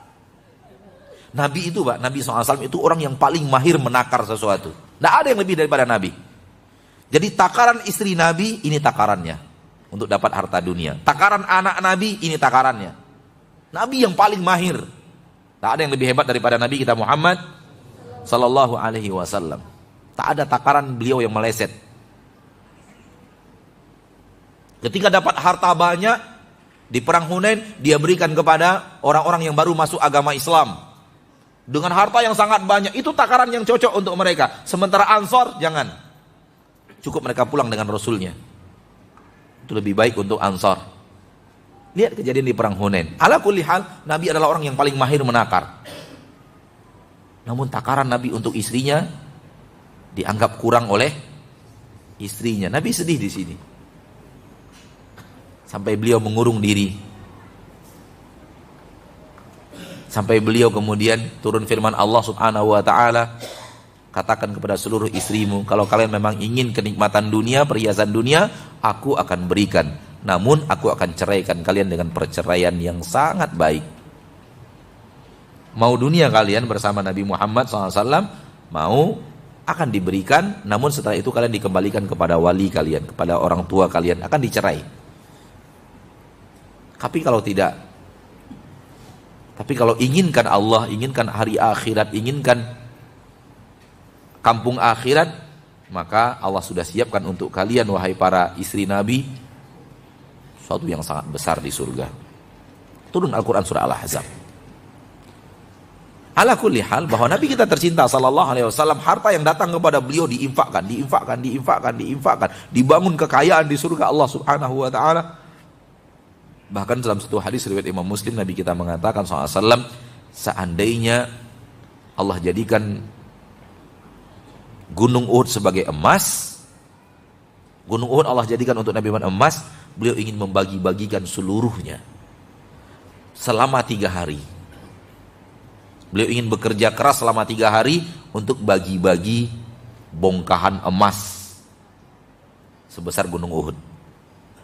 Ini Nabi kita tercinta Muhammad Sallallahu Alaihi Wasallam. Karena beliau ingin menjadikan semuanya untuk akhirat. Ma'asyiral muslimin, ma'asyiral muslimat, apakah kita boleh membangun rumah bagus di dunia? Jawabannya boleh. Tapi jangan sampai melupakan kita rumah bagus kita yang ada di surga. Apakah boleh kita menumpuk makanan yang tidak akan mubazir? Boleh, asal dari hasil yang haram dan jangan melanggar hal-hal yang akan membuat kita menyesal di kampung halaman kita di akhirat. Bolehkah kita punya kebun? Boleh, asal dari hasil yang halal dan jangan sampai merusak kebun kita yang ada di akhirat. Jangan melupakan kebun kita yang ada di surga Allah Subhanahu wa taala. Bolehkah kita makan makanan yang lezat di dunia? Boleh, asal makanan yang halal dari hasil yang halal. Tapi jangan lupa makanan yang terenak adalah di surga Allah Subhanahu wa ta'ala. Maka bangun istana kita di surga, di kampung kita yang sesungguhnya. Adapun istana yang sedang kita bangun di sini, rumah megah yang kita bangun di sini, pasti kita akan berpisah darinya. Harta yang kita tumpukkan pasti kita akan berpisah darinya. Yang tidak akan berpisah dari kita adalah apa yang kita jadikan untuk akhirat kita. Maka orang yang berinfak, orang yang beramal saleh, Allah katakan fali nafsih, dia berbuat amal saleh untuk dirinya sendiri. Laha ma kasabat wa 'alaiha maktasabat. Ketika dia beramal kebaikan, untuk dialah dia beramal baik itu.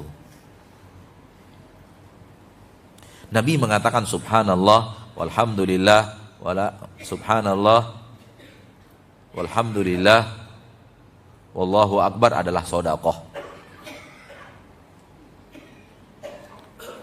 Sedekah. Setiap kita mengucapkan subhanallah sedekah. Alhamdulillah sedekah. Allahu akbar sedekah. Kita telah bersedekah. Para ulama ketika mensyarah hadis ini, kenapa dikatakan sedekah? Karena siapapun yang mengucapkan subhanallah, dia telah bersedekah untuk dirinya sendiri. Kita tahu sedekahnya kita berikan kepada orang lain. Kita lupa bahwa ada sedekah untuk diri kita sendiri. Ketika dinamakan sedekah dari seorang manusia untuk dirinya sendiri. Karena dia sendiri akan menikmati sedekahnya itu. Dan ada juga sedekah untuk orang lain. Diberikan di dunia untuk orang lain, namun itu ternyata dia juga akan menikmati untuk dirinya nanti di akhirat. Maka orang yang bakhil adalah orang yang tidak membahagiakan dirinya di akhirat. Dan tertipu dengan kenikmatan dunia, sehingga kemudian dihabiskan powernya untuk dunia, lupa rumahnya di surga Allah subhanahu wa ta'ala. Dan Rasulullah SAW menunjukkan beberapa amalan yang dengannya akan dibangun rumah di surga. Di antaranya sholat rawatib, di antaranya membangun masjid, di antaranya berakhlak mulia, di antaranya meninggalkan dusta, di antaranya meninggalkan debat. Walaupun kita merasa kita yang benar, kita tinggalkan debat, gak suka berdebat. Di antaranya membaca Al-Ikhlas dalam sehari 10 kali. Ketika jumlah surat Al-Ikhlas kita baca satu hari 10 kali dan diterima di sisi Allah subhanahu wa ta'ala, itu ada tambahan rumah di surga. Kalau tanaman-tanamannya adalah subhanallah walhamdulillah wa la ilaha illallah, harta-hartanya adalah la haula wa la quwata illa billah. Semakin rajin kita mengucapkan la haula wa la quwata illa billah, semakin banyak harta kita di kampung halaman kita. Dan tentunya seluruh amal soleh pada dasarnya adalah kenikmatan yang akan Allah berikan kepada kita di akhirat. Intinya, jangan lupakan akhirat. Dan jangan sampai akhirat itu dinomor duakan. Walal akhiratu khairul laka minal ula. Ini yang bisa kita sampaikan secara materi pada kesempatan yang berbahagia ini. Dan semoga kita berdoa kepada Allah dan berharap kepada Allah bahwa kita dimasukkan kembali kepada kampung asli kita, yaitu surga. Semoga kita bertemu di sana, dan semoga Allah jaga dan Allah haramkan dari kita nerakanya. Amin ya rabbal alamin. Nah.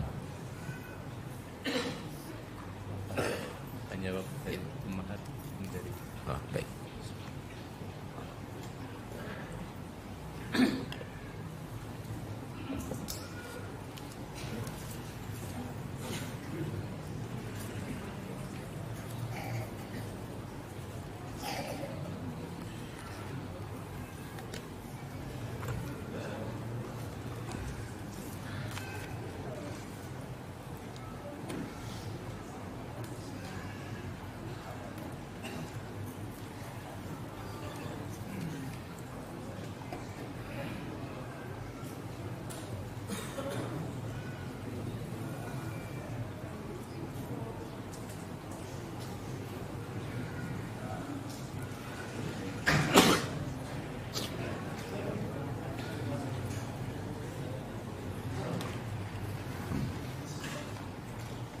Saya pernah dengar kajian di internet,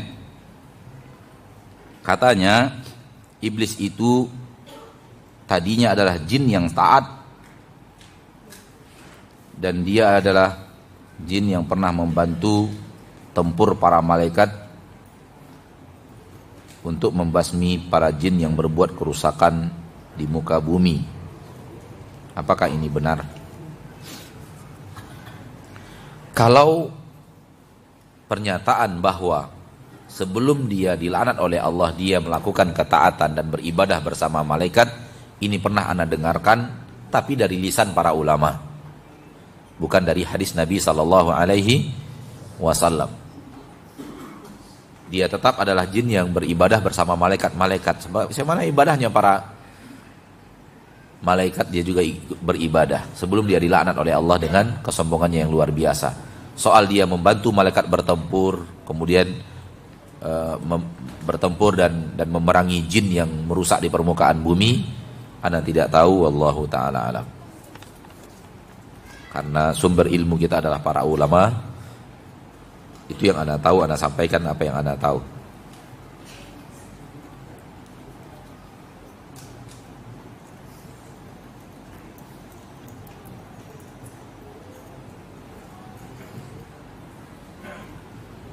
Ustadz, ayah Nabi Muhammad SAW bernama Abdullah. Padahal sebelum Nabi Muhammad lahir di negeri Arab, mereka menyembah berhala. Lalu kenapa nama ayah Nabi Muhammad bernama Abdullah?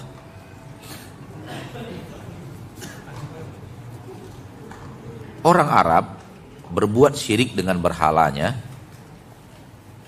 berbuat kesyirikan kepada Allah dengan berhalanya, namun bukan berarti mereka tidak kenal Allah. Mereka masih mengenal Allah, dan mereka ketika bersumpah masih mengatakan wallahi, demi Allah. Dan mereka juga bersumpah wallati, demi Lata, wal Uzza, demi Uzza. Itu kesyirikan mereka. Namun mereka masih bersumpah wallahi, demi Allah, watallahi, demi Allah. Allah itu masih ada di dalam rumus ilmu kesyirikan mereka, masih ada Allah. Masih ada apa? Allah. Namun mereka menyekutukan Allah, mereka berbuat syirik. Wala in sa'altahum man khalaqas samawati wal arda la yaqulunna Allah. Kalau kalian bertanya kepada mereka, yaitu orang-orang kufar Quraisy, ketika itu, siapa yang menciptakan langit dan bumi? Mereka menjawab Allah. Qul limanil ardu wa man fiha in kuntum ta'lamun, sayaquluna lillah. Punya siapa langit dan bumi ini? Mereka akan menjawab, punya Allah. Wa may yudabbirul amr, siapa yang mengatur urusan alam semesta? Fasayaquluna Allah, mereka akan berkata Allah. Dan itu semua ayat tentang Quraisy. Wa idza rakibu fil fulki da'awullaha mukhlishina lahuddin falamma najahum ilal barri idahum yusyrikun. Kalau mereka sedang berlayar di atas kapal, kemudian terombang-ambing oleh ombak, da'awullaha mukhlishina lahuddin, mereka berdoa kepada Allah, mengikhlaskan doa mereka itu kepada Allah. Ini kerjaan orang Quraisy loh. Falamma najahum ilal bar, tatkala Allah selamatkan mereka ke daratan, idahum yusyrikun, mereka kembali berbuat syirik. Berarti mereka masih kenal Allah, maka wajar nama mereka masih ada Abdullah, sebagaimana Abdul Uzza ada. Ayah Nabi bernama Abdullah, Abu Lahab bernama Abdul Uzza. Abu Lahab bernama Abdul Uzza. Jadi ada hamba Allah dan ada hamba Uzza.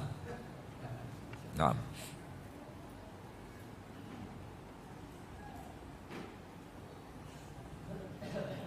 Ustadz, mohon doanya untuk suami saya yang hadir di sini. Semoga suami saya tegar di atas sunnah. Semoga kami istiqomah di atas sunnah. Semoga kami istiqomah, kami yang sedang hijrah ini. Semoga kita semuanya, jangan hanya suami ibu saja, suami ibu-ibu yang lain juga, anak-anak juga, istri-istri kita juga, semoga istiqomah di atas sunnah. Dan Allah semoga kita menjadikan kita selalu istiqomah di atas sunnah sampai akhir hayat.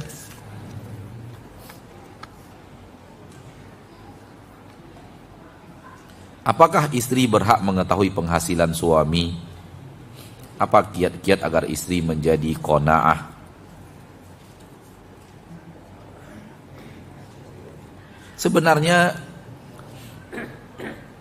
Sebenarnya ini masalah mubah. Istri tahu penghasilan suami berapa, tidak tahu, tidak ada dosa, nggak ada pahala. Nggak ada dosa, nggak ada pahala. Nggak pernah diwajibkan Allah suami memberitahu kepada istri berapa penghasilannya, sebagaimana tak pernah dilarang oleh Allah suami memberitahu kepada istri berapa penghasilannya. Maka hal yang mubah jangan dibuat repot. Sudah diselesaikan secara kekeluargaan.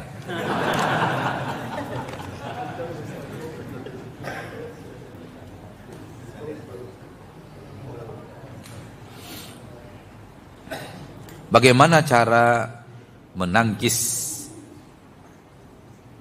hawa nafsu dan bagaimana cara mengendalikan diri terhadap godaan-godaan iblis? Caranya patuh dan taat kepada Allah dan Rasul.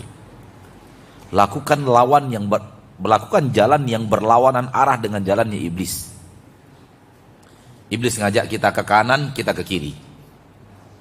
Iblis ngajak kita ke kiri, kita ke kanan. Hawa nafsu ngajak kita maju, kita mundur. Atau diam. Hawa nafsu nyuruh kita diam, kita jalan. Mukhalafatul hawa. Selisih selalu hawa nafsu kalian. Tentu hawa nafsu di sini adalah hawa nafsu yang tidak sesuai dengan syariat. Dan tentu ini tidak mudah. Maka berdoalah kepada Allah agar diberikan taufik untuk melakukan itu.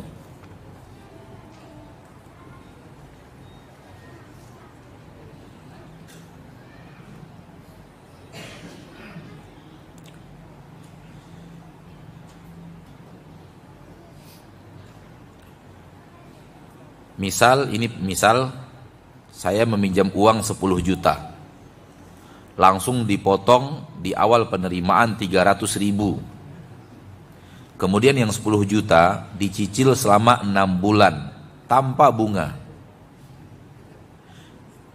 Apakah ini adalah termasuk riba?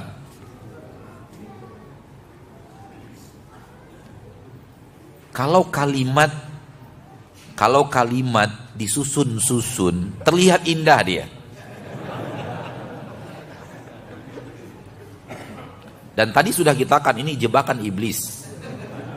Sebuah kalimat disusun-susun terlihat indah dia. Ustadz, saya pinjam 10 juta Ustadz. Saya bayar juga 10 juta tanpa bunga. 10 juta saya pinjam, 10 juta saya bayar. Cuman saya di awal harus bayar administrasi. Tukar kalimat administrasi dengan kalimat riba. Saya pinjam 10 juta, namun saya harus membayar riba di awal peminjaman sebanyak 300.000. Setelah itu saya harus bayar 10 juta itu sampai lunas selama 6 bulan. Ribanya sudah diambil di awal. Islam, Bapak dan Ibu yang muliakan Allah, melihat hakikat, bukan melihat permainan. Mana yang hakikat di sini? Yang hakikat di sini adalah hal yang nyata, hal yang real, hal yang sebenarnya terjadi. Anda terima uang 9.700.000. Itu jumlah uang yang Anda pinjam. Ini yang real. Yang realnya, saya bawa uang pulang berapa? 9.700.000. Harusnya dikembalikan 9.700.000. Ini dia yang tanpa bunga, alias tanpa riba. Tapi kalau saya bawa pulang 9.700.000, saya harus kembalikan 10 juta, ada 300 riba, bukan bunga. Riba. Itu kan biaya administrasi, Ustadz. Loh, kok saya administrasinya 300.000, sementara orang lain administrasinya cuma 5.000 per bulan? Kali 6 bulan? Hah? 30.000. Harusnya saya administrasinya 30.000 juga dong. Kalau kenapa saya ditingkatkan administrasinya? Nampak ada bedanya? Akhirnya permainan kata. Dan orang bisa saja nanti berbuat, Anda pinjam 10 juta, administrasinya 2 juta. Bisa nggak? Bisa. Lihat real hakikatnya. Hakikatnya kita bawa pulang 9 juta berapa? 700.000. Kalau kita harus kembalikan 9.700.000, ini dia pinjaman yang tanpa riba. Tapi kalau kita bawa pulang 9.700.000, 700, kita bayar 10 juta, ini ada riba. Jangan mau dikatakan tidak ada ribanya. Ada ribanya di situ, bahkan di awalnya sudah diambil ribanya. Nah, dari sini lagi. Ini ibu-ibu, ini bapak-bapak.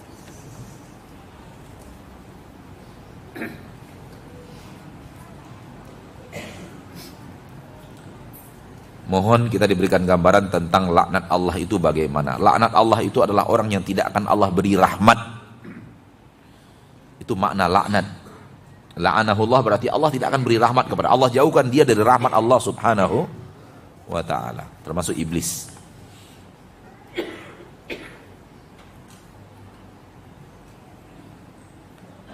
Ustaz, bagaimana tipsnya agar kita bisa ridho dengan takdir yang ditetapkan Allah? Jauhkan diri dari egois pribadi. Jauhkan diri dari apa? Egois pribadi. Kita bisa egois kepada sesama manusia. Kita lebih pentingkan menurut kita itu lebih baik. Tapi apakah kita bisa egois kepada Allah? Dari pintu mana dan dari bab mana?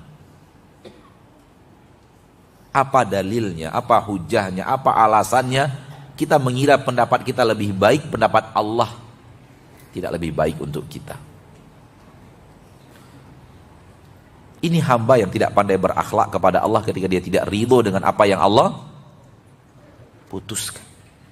Wajib hamba itu, perintahnya adalah ridho kepada apa yang Allah putuskan dalam takdir. Walaupun pahit harus ridho. Dan yakinlah di balik kepahitan itu ada hikmah. Ada tujuan-tujuan mulia Allah tabaraka wa ta'ala di balik musibah yang Allah kirim. Yang pastinya adalah untuk menguji kesabaran kita. Kalau kita sabar, Allah lipat gandakan pahala kita di akhirat. Itu pasti. Innama yuwaffas sabiruna ajrahum bighairi hisab. Akan diberikan pahala untuk orang-orang yang sabar tanpa dihisab-hisab.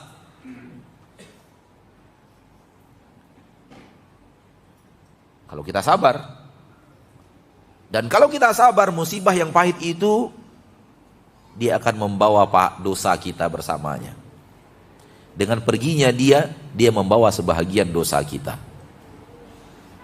Nabi SAW mengatakan itu tidaklah ada hal yang berat, musibah, kesedihan, kepahitan yang menimpa seorang muslim sampai kalau dia tertusuk duri dan dia bersabar, malaikat itu akan menggugurkan dosa-dosanya. Allah ingin menggugurkan dosa kita dengan musibah itu. Intinya pertama kali adalah jangan pernah merasa pendapat kita lebih mulia daripada pendapat Allah. Itu terlalu egois kita. Egois kita kepada manusia saja orang marah. Apalagi kita egoisnya kepada Allah.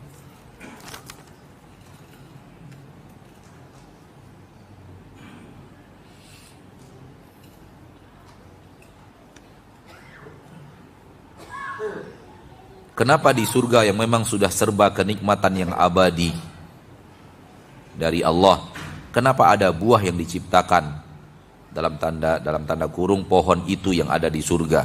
Sudah berilmu itu, dan kamu menyebut pohon khuldi ya. Apakah nanti kita kalau di surga nanti bisa memakan buah itu? Ya buah itu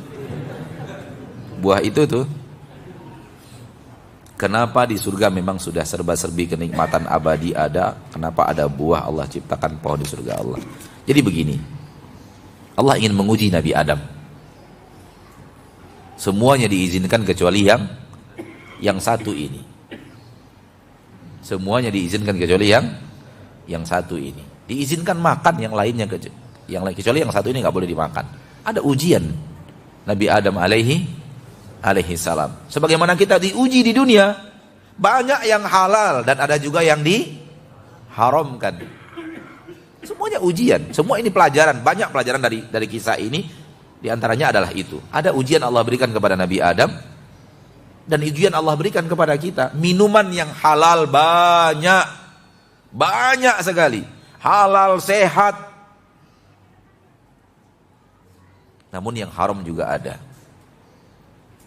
sebagai ujian. Mana yang kita mau ambil? Yang halal atau kita minum yang haram? Kata orang yang minum yang haram itu pahit. Kata orang yang meminumnya ya. Anda nggak tahu. Alhamdulillah belum pernah minum, jadi nggak tahu rasanya. Kata orang minuman yang haram itu pahit, panas, membuat dada kita kepanasan, kata mereka yang pernah punya pengalaman minum. Udahlah pahit, panas, membuat badan kita nggak enak, diminum juga. Padahal yang manis, seger, dingin, sehat, ditinggal. Ada juga orang yang minum itu, ya kan? Intinya adalah ujian. Intinya adalah apa? Intinya adalah ujian. Ada yang dilarang dan ada yang diizinkan. Sejauh mana kita tidak mengikuti ajakan hawa nafsu kita untuk melakukan yang dilarang oleh Allah Subhanahu wa ta'ala. Kenapa? Ini urusan Allah. Dan kita tidak berhak menanyakan kepada Allah kenapa. Pertanyaan tadi terakhir, apakah yang tadi dalam pertanyaan terakhir, apakah kita ketika kita sampai di sana nanti kita bisa makan itu? Kalau saya, jawaban saya mudah-mudahan kita sampai di sana. Paling tidak kalau tidak memakannya, melihat pohonnya. Tapi yang penting sampai di sana, yang penting soal makan nggak makan Anda nggak tahu. Secara nas umum dari Al-Quran bahwa tidak ada yang terlarang lagi di surga. Tidak ada yang terlarang. La maqtu'atin wa la mamnu'ah. Dalam Al-Quran Allah berkata tentang nikmat surga, tentang buah-buah di surga, la maqtu'atin wa la mamnu'ah. Buah-buah itu tidak pernah terputus, artinya hilang musimnya, nggak pernah.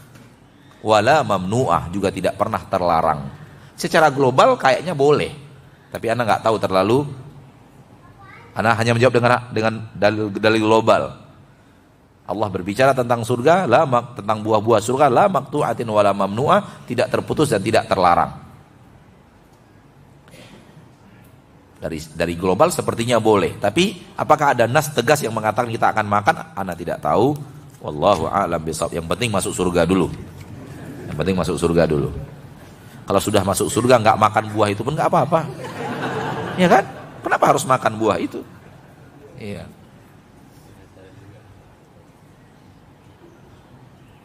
Itulah kita ya. Nabi Adam memakannya, Allah marah, diturunkan ke bumi, kita mau makan juga ya. Itulah hawa nafsu, subhanallah. Manusia kalau dilarang, Pak, ingin tahu apa sih, kenapa sih dilarang gitu. Dilarang malah pengen gitu. Justru dilarang tambah pengen, karena hawa nafsu tadi.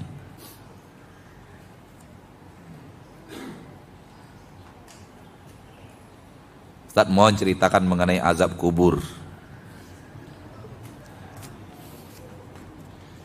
Ringkasnya adab kubur adalah ketika siapapun di antara kita, na'udzubillah min dzalik, tidak bisa menjawab pertanyaan malaikat, tidak diberikan oleh Allah taufik untuk menjawab pertanyaan malaikat,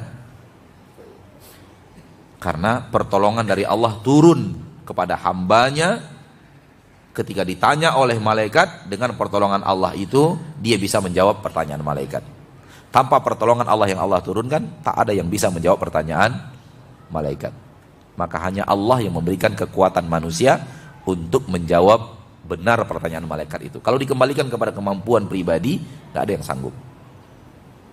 Oleh karena itu Allah katakan yutsabbitullahu alladziina aamanu. Allah akan mengokohkan orang-orang yang beriman dengan perkataan mereka yang kokoh itu di dunia dan di akhirat. Maksud di akhirat ada dalam barzakh. Allah yang mengokohkan. Kalau tidak Allah kokohkan, nggak bisa kita jawab. Jadi ketika malaikat bertanya, seorang tidak bisa jawab kecuali datang pertolongan Allah, dia mampu menjawabnya. Ketika seorang insan tidak bisa menjawab dan tidak pertolongan Allah tidak turun, maka Allah Subhanahu wa taala memerintahkan untuk disiapkan alas tidur dari neraka. Kemudian kuburnya disempitkan sehingga tulang belulangnya berantakan. Kemudian dibukakan pintu dari alam kuburnya, itu dari kuburnya, dari alam barzakh dibukakan pintu, namun pintu itu mengarah ke neraka.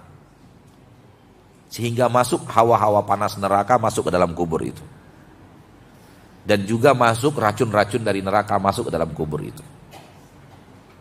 Kemudian diutus malaikat di sana, malaikat itu buta, tuli, membawa pentungan dari besi, yang kalau malaikat itu pentungan itu ke gunung akan berubah menjadi pasir.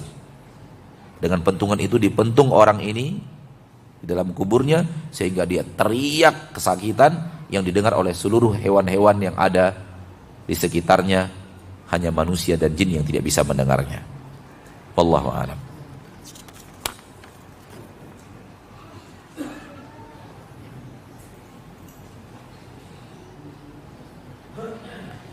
Apakah semua wanita, para istri akan bertemu di surga nanti dengan suaminya yang sekarang, walaupun suaminya sudah poligami?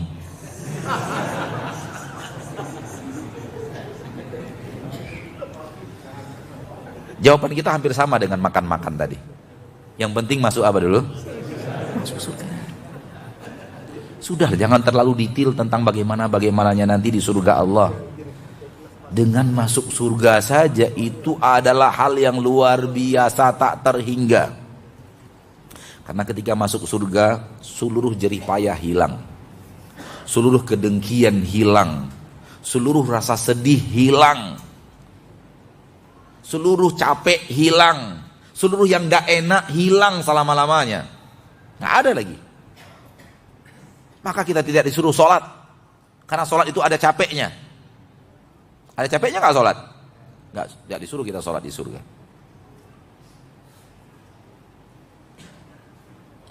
Hidup tak pernah sedih, gak ada lagi yang namanya sedih, sudah dicabut sedih itu dari hati kita.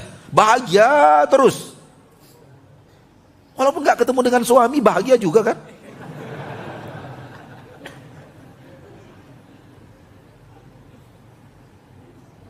Alangkah indahnya hidup. Cukup satu ini saja. Sebenarnya kalau kita ingin tadabburi, cukup satu ini nikmat surga itu sudah luar biasa. Orang gak punya lagi rasa sedih.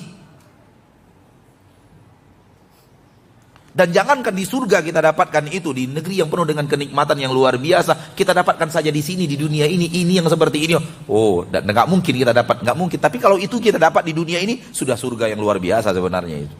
Orang nggak punya rasa sedih. Sehebat apapun hal yang mengundang rasa sedihnya, dia nggak sedih. Hidupnya bahagia, terus nggak ada sedihnya. Sampai-sampai orang-orang yang masuk surga melihat ayah dan ibunya diadab di neraka, dia nggak sedih. Kalau ada nanti orang yang masuk surga dan ayah ibunya di neraka, dia akan mampu melihat ayah ibunya di neraka, sementara dia di surga. Dia nggak sedih nih lihat ayah ibunya diadab, teriak-teriak diadab, itu nggak sedih dia. Lihat bagaimana Allah telah mencabut apa? Kesedihan dari hati. Inilah nikmat surga yang luar biasa. Belum lagi istananya, belum lagi emasnya, belum lagi pohonnya, belum lagi sungainya, belum lagi nggak terfikir kita. Antum kok masih sempat mikirin suami di mana gitu ya? Setelah mikirin suami, ingat dia poligami. Aduh, gimana caranya ini dia di surga? Maka yang paling penting itu masuk surga. Ya, semua yang lezat, semua yang nikmat, semua yang indah, semuanya ada di sana.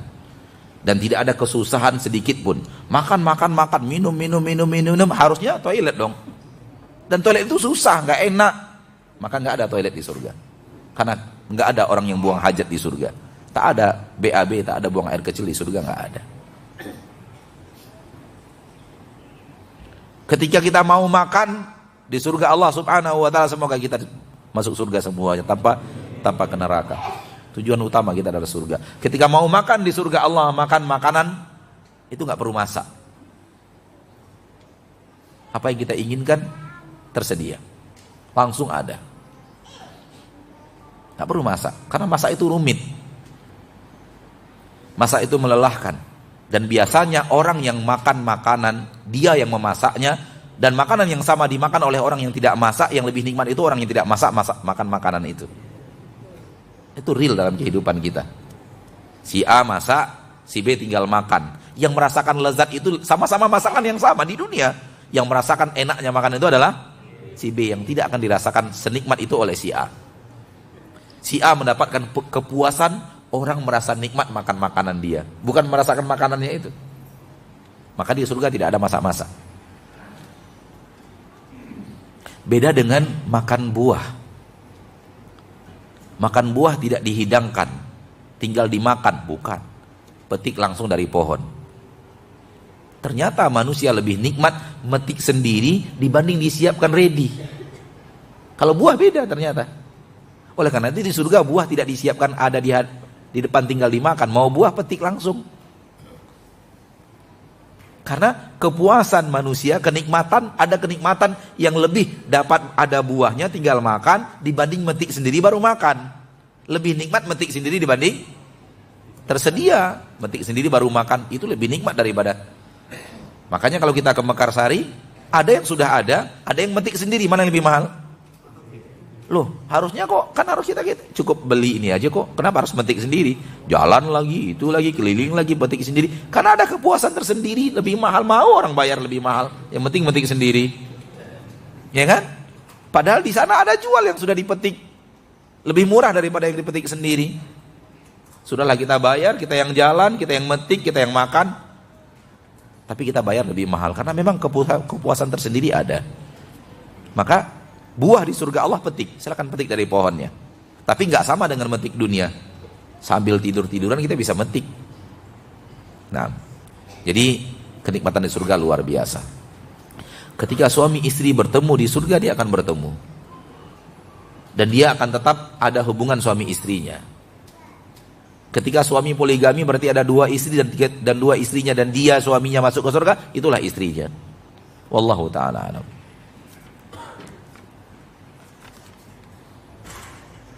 Ma'asyiral muslimin, ma'asyiral muslimat, hadirin wal hadirat rahimani wa rahimakumullah. Mohon maaf atas pertanyaan yang tidak terjawab. Sampai di sini pertemuan kita pada kesempatan yang berbahagia ini, dan kita berdoa kepada Allah agar Allah teguhkan hati kita di atas sunnah Nabi, agar kita teguhkan hati kita untuk membangun kemegahan, kemuliaan, kejayaan dan menumpuk harta kekayaan nanti di surga Allah Subhanahu wa ta'ala. Dan kita memohon agar jangan sampai dunia ini menggoda kita dan melalaikan kita untuk menjadi orang yang berhasil sampai ke surga Allah Subhanahu wa ta'ala. Kita tutup dengan doa kafaratul majlis. Subhanakallahumma wa bihamdik, asyhadu an la ilaha illa anta, astaghfiruka wa atubu ilaik. Assalamualaikum warahmatullahi wabarakatuh.